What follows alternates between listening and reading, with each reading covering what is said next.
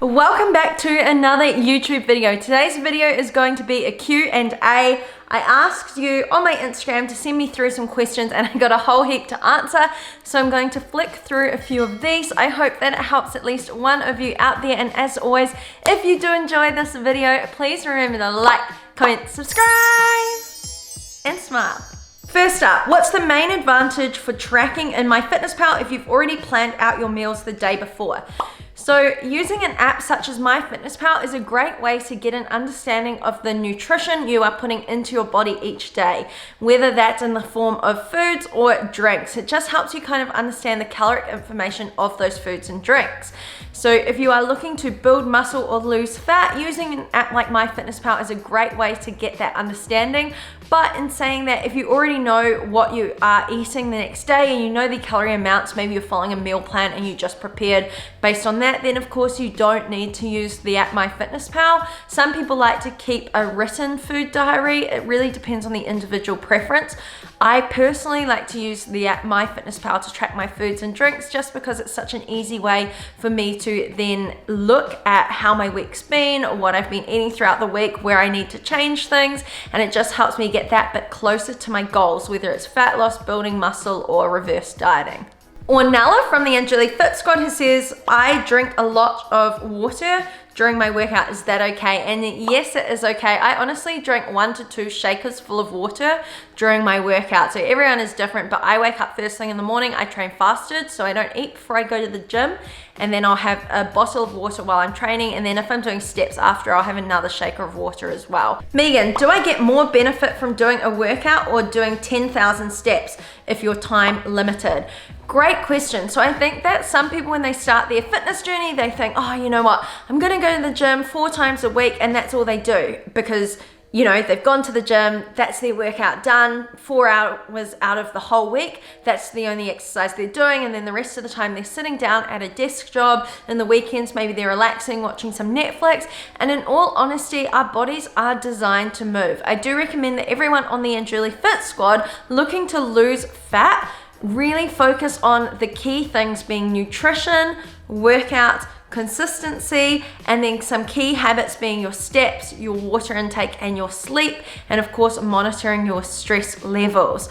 So steps are just something that I kind of give in guidelines for how often you should be moving your body. It doesn't mean that you have to go for an hour walk every day, but it might mean that, you know, after your workout, you might add on a quick 20-minute treadmill walk. It might mean that you take the stairs instead of the elevator at work. You decide to go for a walk on your lunch break. Maybe you park a little bit further away from work and then you walk a little bit further. There's lots of ways that you can increase your steps across the day instead of just, you know, going for a big walk to try and hit 10,000 steps in one go.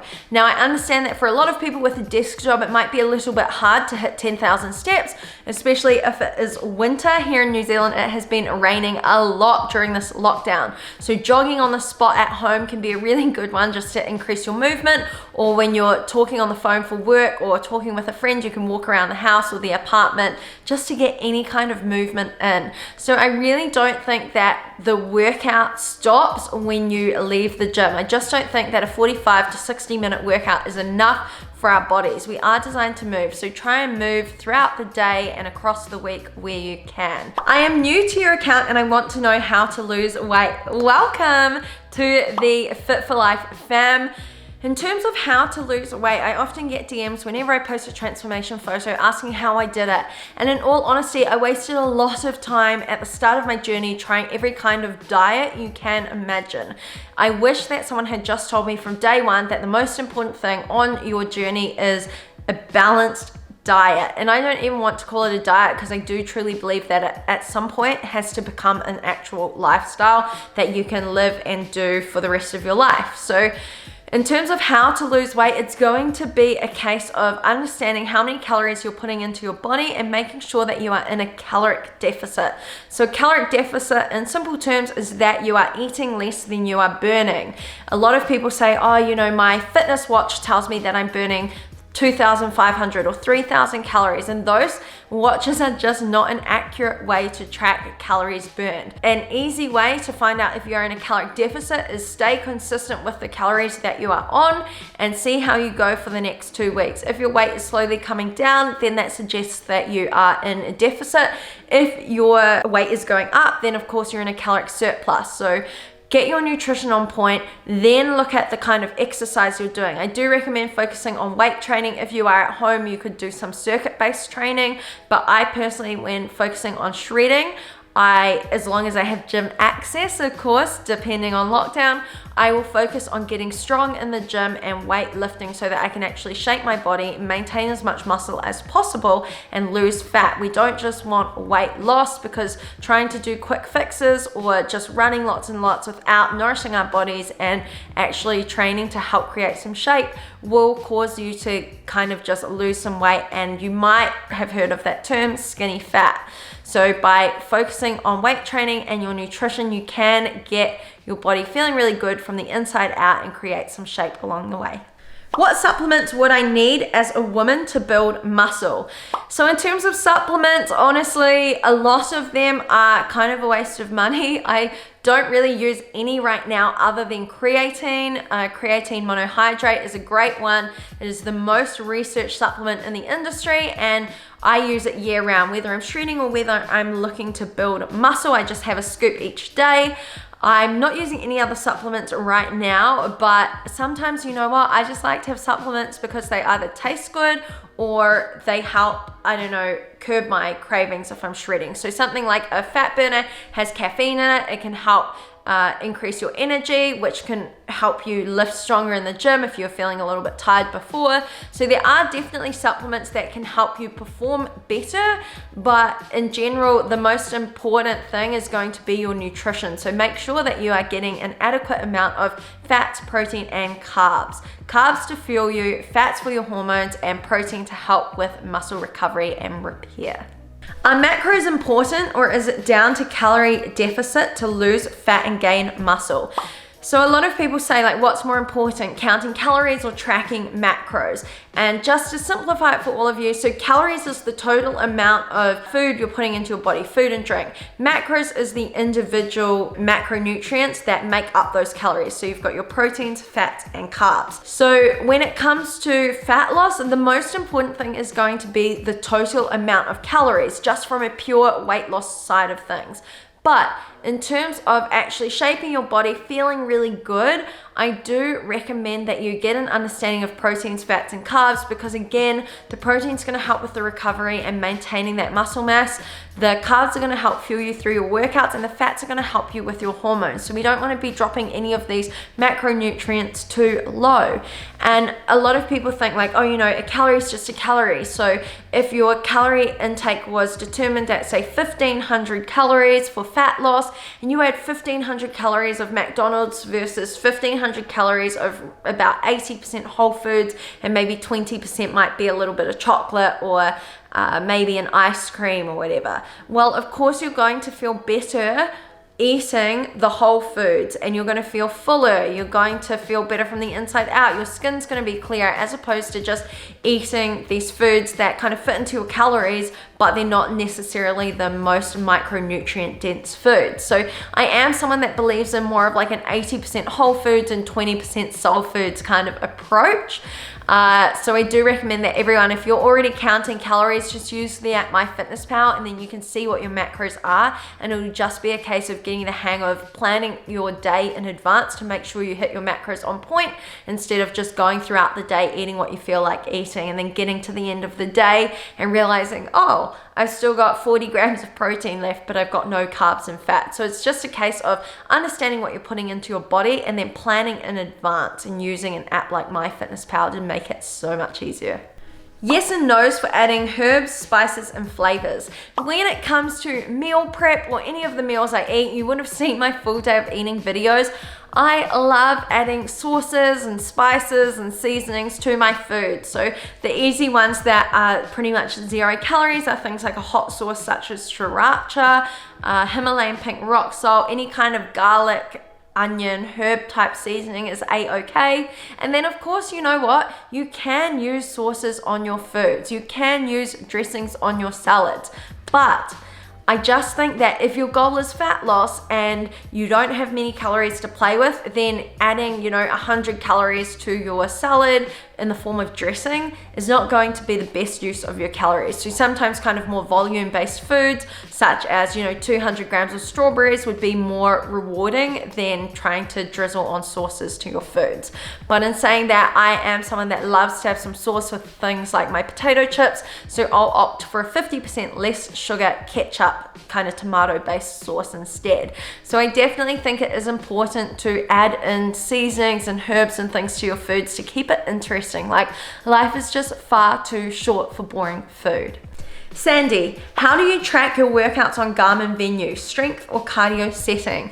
So I actually never use my fitness tracking watch to track my workouts. I didn't even really know you could do that. I mainly use my fitness tracker for my heart rate and my steps and the time. To be honest, it's just a fancy watch that tells me how many steps I do and what the time is. The reason why I say this is because it doesn't really matter when people get so caught up in thinking, oh, I want to burn X amount of calories in this workout. I feel like it can really set you up for a negative relationship with your workouts as well as with food.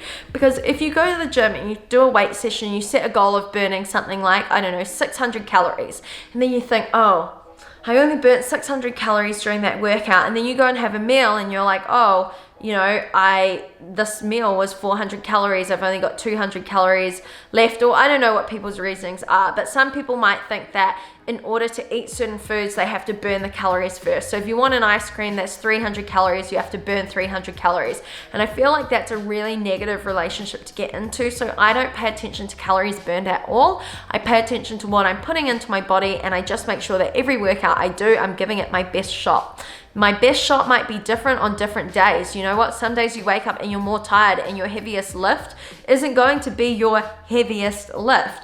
But the most important thing is that you show up for yourself and you give it your best shot, and then you nourish and eat foods that help you train better and feel good from the inside out. Alexandra, why don't the calories line up with my macros at the end of the day on myfitnesspal? Oh my gosh, this used to make me so annoyed. So sometimes if those of you are tracking on myfitnesspal, you'll notice that you might, hit your proteins, fats, and carbs, and then myfitnesspal will say that you're over by 100 calories, or you might not be close to your macros, but it's saying that you're under, even when you're over. The most important thing is to look at the total macronutrients for that day. So just look at the nutrients tab and you can see like what your goal is and how many of those macros you've eaten. So if your goal is maybe 130 grams of protein and you've eaten 100 grams of protein, you've got 30 grams left. It doesn't really matter what the calories say on myfitnesspal. The most important thing is that you hit those macros. If it seems way off, like we're talking like 200 to 500 calories or so off, it probably suggests that something in your day is not tracked correctly. So it might be that maybe you scanned the barcode of a food, or maybe you just searched for a random food on myfitnesspal and it came up with one that says, a food is maybe 1,000 calories when really it's only 500 calories, and the macros are right, but the actual calorie total isn't. A good way to get around this is by using the labels on the food. So always checking the labels with what shows on myfitnesspal, or by adding foods in manually to it, or of course using the verified ticked type food items on myfitnesspal. So don't worry too much if your calories say over or under, just make sure you're hitting your macros. How do you know when you are ready to reverse diet? This is such a good question. So reverse dieting is the process of slowly increasing your calories, and if you're doing any cardio, slowly taking that back and decreasing it in order to maintain a similar shape to where you are now, whilst increasing calories and eating more in order to go on to building some lean muscle. So people will reverse diet for many different reasons. Typically after a long dieting period, you would want to reverse diet. So something like a comp prep, you would want to take back your cardio and slowly increase your calories. Easier said than done. Another reason why someone might need to reverse diet is if they've been crash dieting for a very long time. They're not used to maybe eating over 1,000 calories. Maybe they've been kind of just restricted for a very long time and they're not getting any results that they want. They're hungry, they're tired, and they're struggling with their eating behaviors. So then you would want to slowly start to increase your calories so that you can get your body performing at a much kind of higher level of calories and feeling really good, you know, giving yourself some energy. Maybe it will mean that you have to gain some fat at the start, but I think that scares a lot of people off. And in all honesty, if you're not getting the results that you want, you may as well try something different, get a coach to help you reverse diet and just handle getting your calories up so that eventually one day you can lose weight on high calories instead of having to starve yourself and not get the results that you want. When is the best time for doing workouts? So the best time for doing workouts is the time that you can consistently stick to. I personally prefer working out first thing in the morning. I feel like it sets the tone for the day. It makes me feel really good. It gets those post-workout endorphins flowing. I don't recommend training too close to bedtime. I just think that it's better to give yourself time to wind down so that you can have a good sleep. And I just think that, you know what, waking up first thing in the morning and getting your body moving is such an amazing thing. Like, how can you have a bad day after you've had a good workout? I don't know, that's my logic, but I just think it's important to find a time that works for you. Maybe that's in your lunch break, maybe that's before work, maybe that's after work. It's totally up to you. Just find something you can be consistent with. Pick the times for the week ahead that you're going to work out and then stick to them as if they were a doctor's appointment. You don't cancel them. You show up to the gym or to your lounge, maybe if you're doing home workouts, and you commit to it, you stay focused and you work really hard and give it your best shot, because after that you are guaranteed to be feeling much better. How do you stop craving carbs? Bread mostly. So first thing I want to say is, if you haven't watched my keto diet video, go check that out. I just posted it recently. In terms of how do you stop craving carbs, well, the first thing I would say is that, well, you should include carbs into your lifestyle. Carbs are not the enemy. The most important thing, whether you're looking to build muscle or lose fat, is going to be the total amount of calories. And a portion of those calories is going to come from carbs. The only time I really crave something is when I try and eliminate it from my life completely. So if I told myself, right, you're not allowed to have bread for the rest of your life, or you're not allowed to have peanut butter, Nutella, or ice cream for the rest of your life, well, all I'm going to be able to think about is those foods, and I'm going to want them. And then the second that I have it, I'm going to get the urge of, oh, you know what, well, I've already had it now, I may as well have more, and I'll start tomorrow with no bread or no XYZ. So, oh, that rhymed. So the most important thing I would say is make sure that you're including foods you enjoy into your lifestyle. So if you enjoy bread, you know what, 2 slices of bread is only about 200 calories. You could probably even find bread that's even lower calorie than that. But anyway, say it's 200 calories. Pair it with something like eggs or egg whites and make it into a meal. You can totally eat bread and achieve your goals. You just have to be aware of everything that you're eating in a day and making sure that you are staying in that calorie deficit if your goal is fat loss. So in terms of how to stop craving things like carbs, the simple thing is include them into your lifestyle so that you no longer crave them, because you can have them every single day. Hope that helps. Honestly, carbs are not the enemy, and I wish that someone had told me that when I tried to cut out carbs like years ago when I was at university. How to get in shape, fast weight loss. In all honesty, the first thing I'm going to say is forget about having fast weight loss. Sustainable fat loss takes time. Everyone's looking for a quick fix. They want a pill, they want a shake, they want someone that's just going to give them a plan that magically makes them lose the weight. And in all honesty, like, think about how long it took you to gain the weight. You didn't just gain the weight, you know, overnight. So it's not going to just disappear overnight. If anything, it's going to take longer to lose than it did to put on. So just be aware of that. Really focus on getting your nutrition on point, working on some daily key habits that you can integrate into your life long term, such as steps, water intake, sleep, working out a few times a week, making healthier food choices that align with your goals. Forget about these quick fixes, because any kind of coach out there that's telling you that you can lose crazy amounts of weight in a short amount of time is probably just trying to make a quick buck off you. So get a coach that actually cares about your health, that cares about you, and can take you along the journey to being a better version of you. Can I join your program if I'm from Colombia? Yes, you can. The Anjuli Fit Squad is so global. We have women all around the world absolutely slaying their goals, and if any of you are looking to, get help with me working one-on-one for personalized meal and training plans, I'm here to help you. All you need to do is head along to anjulimack.com or click the link in the description of this video and sign up today, and I can get started on your plans as soon as possible. Sophie, if you hadn't gone down the fitness path, what do you think you'd be doing instead? Good question. So my background was actually in accounting. I studied business management at university. I majored in accounting, and before that, my background was in violin and piano. So honestly, none of my background was to do with fitness. But when I went to university, I really got hooked into fitness. I ended up learning a lot about it. And with competing and everything like that, I just realized how many women out there really needed help on their fitness journeys. And I wanted to be that person to help them because I never had someone to help me when I started my journey. So if I wasn't doing fitness, I would have gone down the path of starting my own business anyway, regardless of what that would have been in. I imagine it would have been in music. I was just always kind of inclined to want to start my own business and to do my own thing. And so no matter what I would have started a company, it would have just been in the music side instead of the fitness side. Sabrina, after how long should you see results from a shred? So everyone is different. I'm sure a lot of you have seen transformation photos on Instagram and they're like 6 weeks, 8 weeks, 90 days, whether it's mine or someone else's progress. And you think, oh my gosh, they got results so quickly.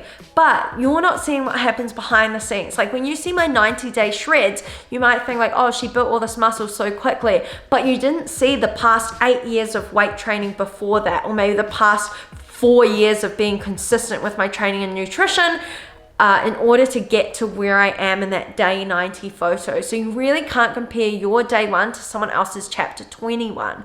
Along with this, I just think that everyone experiences their fat loss journeys in different ways. Some people might notice that their clothes are fitting looser after a couple of weeks. Some people might realize that it's going to take longer than that because they have a lot of habits that they need to change and build. So it might take, anywhere from 4 weeks to 6 weeks. Some people, they'll get amazing results in the first 8 weeks and then maybe it starts to slow down. So there's so many different things that come into account. The most important thing I would say is to be patient, be consistent, and keep working.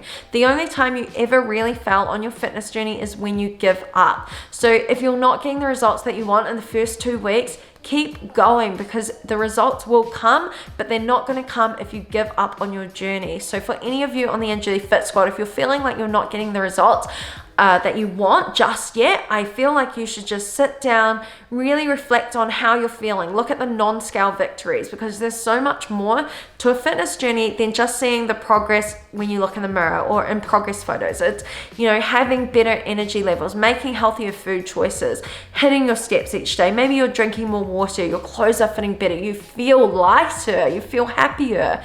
There's so much that goes into it, and there's so much more than just how you look on a fitness journey. The aesthetics are kind of something that just come from taking care of yourself with those key habits. Last question, cheat meal. How many per week?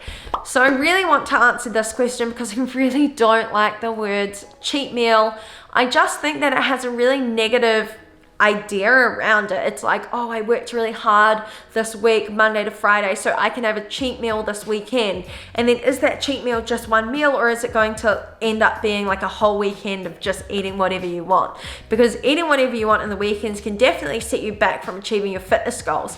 Instead of having a designated day, like a cheat day or a cheat meal, I would recommend implementing foods into your day that you enjoy across the whole week. So you know what, if you want to have an ice block at the end of each day and it's like, 100 calories, go for it. Just make it fit in instead of, dreading Monday to Friday what you're eating and then going crazy in the weekend and then starting again come Monday with your eating clean kind of diet that you do Monday to Friday. I just think the best way to get a gauge of how many calories you're eating and how to fit in foods that you enjoy is to truly take time to learn how to use myfitnesspal and track your calories. And if you're really struggling with how to calculate your calories or what to eat, how to structure what to eat, what to do in the gym, how to work out from home, then getting a coach is the #1 advice I would give you. I'm always here to help. If you have any questions at all, you can drop a comment below on this video. You could send me an email, you could send me a message on Instagram. I always do my best to reply to everyone as soon as I can. I cannot thank you enough for all the support on my journey. I absolutely adore all the messages that I get each day when I check my Instagram. So thank you so much for tuning into this video, supporting me on my journey. Hope that you learned something today, and as always, if you did enjoy this video, remember to give it a thumbs up, hit that subscribe button, and I'll catch you in the next one. Bye.